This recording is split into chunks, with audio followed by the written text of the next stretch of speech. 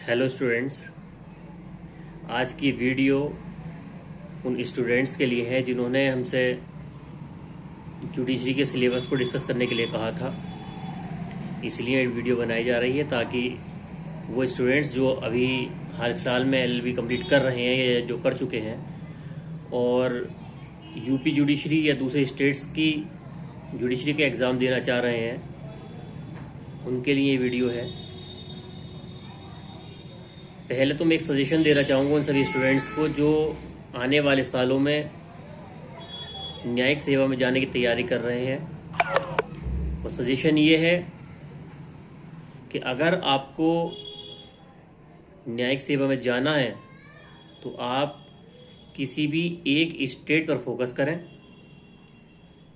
ऐसा ना करें कि आप यूपी न्यायिक सेवा में भी जाएं, उसकी तैयारी करनी शुरू कर दें, दिल्ली न्यायिक सेवा की तैयारी शुरू कर दें, किसी दूसरे स्टेट्स हैं उनकी न्यायिक सेवा की तैयारी शुरू कर दें।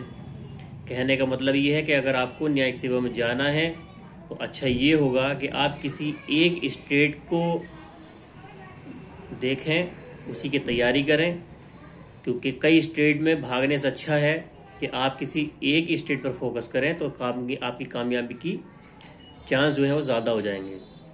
इतना हो सकता है कि एक दो स्टेट और हैं जिनका सिलेबस लगभग, अगर आप उत्तर प्रदेश के हैं तो जिसका सिलेबस जो है उत्तर प्रदेश से मिलता जुलता है। जैसे आप उत्तराखंड की तैयारी कर सकते हैं, कुछ ज़्यादा डिफरेंस दोनों सिलेबस में नहीं है। तो आज जो हम सिलेबस में डिस्कस करेंगे वो उत्तर प्रदेश न्यायिक सेवा का होगा। जैसा आपको पता ही होगा कि 2018 और उससे पहले जितनी भी उत्तर प्रदेश न्यायिक सेवा की परीक्षाएं हुई हैं उसका सिलेबस कुछ अलग हुआ करता था। लेकिन अभी जो 2022 न्यायिक सेवा हुई है, न्यायिक सेवा की परीक्षा हुई है, उस परीक्षा में सिलेबस में थोड़ी तब्दीली कर दी गई थी। ये तब्दीली प्रीलिम्स और मेंस दोनों में ही हुई है। हम दोनों तब्दीलियों की बात करेंगे। तो आप पहले ये समझ लें, अगर आप उत्तर प्रदेश के हैं, उत्तर प्रदेश न्यायिक सेवा की तैयारी करने जा रहे हैं, तो न्यायिक सेवा की परीक्षा 3 स्टेजेस में होती है। पहला प्रारंभिक परीक्षा, दूसरा मुख्य परीक्षा और तीसरा साक्षात्कार। प्रीलिम्स में जितने भी क्वेश्चंस आएंगे वो सभी ऑब्जेक्टिव टाइप यानी बहुविकल्पीय होंगे। मेंस में जितने पेपर होंगे वो सभी डिस्क्रिप्टिव यानी विस्तृत रूप से लिखने वाले होंगे। जो प्रीलिम्स होगा वो 150 नंबर का तो होगा आपका जीएस का, सामान्य अध्ययन का, जिसमें सभी सामान्य ज्ञान यानी भूगोल, इतिहास, ज्योग्राफी और विज्ञान, प्रौद्योगिकी, इसके साथ ही वो सभी सब्जेक्ट जो हैं तो विधि के, लेकिन वो जनरल नॉलेज यानी जनरल स्टडीज़ में डाल दिए गए हैं, उसको भी आपको प्रिपेयर करना पड़ेगा। जनरल नॉलेज के पेपर में 150 बहुविकल्पीय क्वेश्चन होंगे। सभी क्वेश्चंस का एक एक नंबर दिया जाएगा, यानी 150 क्वेश्चन 150 नंबर के होंगे। दूसरा पेपर लॉ का होगा, जिसमें क्वेश्चन 150 होंगे, लेकिन हर क्वेश्चन 2 नंबर का होगा और 300 नंबर का वो आपका पेपर होगा।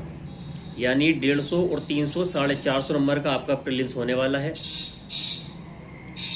नेगेटिव मार्किंग भी इसमें रखी गई है।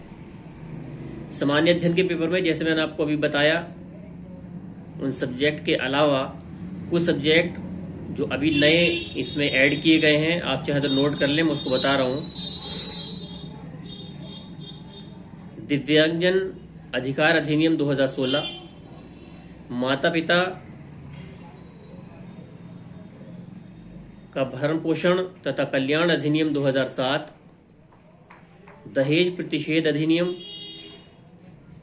घरेलू हिंसा से महिलाओं का संरक्षण अधिनियम, महिलाओं का कार्यस्थल पर लैंगिक शोषण से निवारण प्रतिषेध अधिनियम 2013, गर्भधारण पूर्व एवं प्रसव पूर्व निदान तकनीक लिंग चयन अधिनियम 1994, गर्भ का चिकित्सीय समापन अधिनियम, आशिष्ट रूपण प्रतिषेध अधिनियम और लैंगिक अपराधों से बालकों का संरक्षण अधिनियम यानी पोक्सो एक्ट।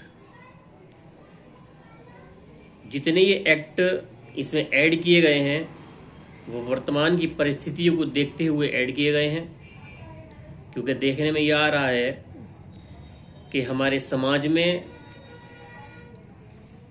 और खासकर अदालतों में जो केसेस वगैरह तेजी के साथ बढ़ रहे हैं वो इसी सब्जेक्ट से रिलेटेड हैं। तो इसलिए एक न्यायिक अधिकारी को इन सभी अधिनियम की नॉलेज होना बहुत ज़रूरी है। तो ये सभी सब्जेक्ट जो इसमें ऐड किए गए हैं वो एक मैं मानता हूँ कि एक अच्छा कदम है, कोई बुराई नहीं है। इसको भी अगर आप पढ़ेंगे, बहुत सारे सब्जेक्ट आपके तैयार हो जाएंगे। जब आप न्यायिक अधिकारी बन जाएंगे उसके बाद तमाम इस तरह के केस आपको डील करने पड़ेंगे। फैमिली मैटर्स आज दिन बहुत सारे तेज़ी से साथ बढ़ रहे हैं, तो इसलिए आपको ये सब की नॉलेज होनी ज़रूरी है। अब है प्रीलिम्स का सेकंड पेपर जो विधि का होगा। पेपर दोनों ही 2-2 घंटे के होंगे। अब हम उस सब्जेक्ट की बात करेंगे जो प्रीलिम्स का सेकंड पेपर लॉ का पेपर होगा। इसमें जो सब्जेक्ट हैं वो हैं विधि शास्त्र, अंतर्राष्ट्रीय संगठन तथा वर्तमान अंतर्राष्ट्रीय प्रकरण, भारतीय संविधान, संपत्ति अंतर अधिनियम, भारतीय साक्ष्य अधिनियम, भारतीय दंड संहिता, सिविल प्रक्रिया संहिता, अपराध प्रक्रिया संहिता और संविदा अधिनियम। अब एक चीज़ आप ध्यान रखें, इसमें जो हमने अभी आपको सब्जेक्ट लॉ वाले गिनाए हैं इनमें हमने 3 सब्जेक्ट का नाम लिया है, भारतीय साक्ष्य अधिनियम, भारतीय दंड संहिता और आपराधिक प्रक्रिया संहिता, यानी आईपीसी, सीआरपीसी और एविडेंस। ये अभी तक जो 2022 की न्यायिक सेवा हुई है उसमें ये सब्जेक्ट ऐड थे। तो अभी हम उसी सिलेबस की बात कर रहे हैं जिसकी परीक्षा हुई है, क्योंकि अब कोई भी सिलेबस फिलहाल कोई तब्दीली नहीं हुई है, लेकिन